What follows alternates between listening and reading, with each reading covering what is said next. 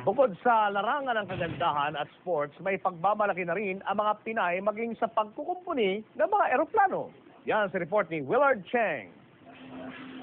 Mula sa gulong, makina, upuan, at pinakamaliliit na buton, masusing binubusisi para matiyak na ligtas ang biyahe ng eroplano. Tinarayo ang Lufthansa Technic Philippines ng mga dayuhang kumpanya na gustong magpa-repair, magpa-maintenance o kaya magpa-overhaul ng kanilang eroplano. Lahat ng mga mekaniko at engineer dito ay Pilipino. Pero di lang mga macho kundi pati mekanikong Pinay hindi pa huhuli. Bilang kababaihan, as a woman,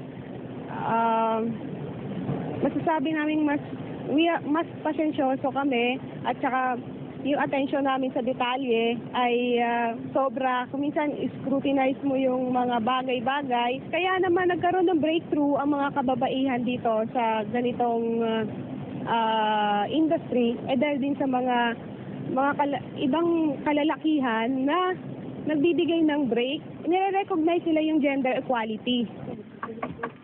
Pinakita ni Pinky ang bulletproof na pinto ng cockpit na ang susi, isang secret number code na piloto lang ang nakakaalam, kontra laban sa hijackers.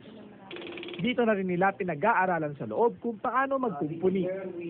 Kaisa-isang repair hub ito sa bansa.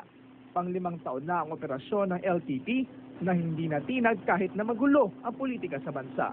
We got all the support from the government, from all the organizations, let's say the PESA zone and all the government institutions, and I don't feel any problem. Yeah?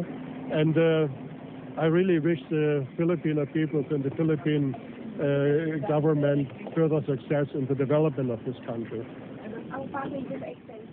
Willard Cheng, ABS-CBN News Patrol.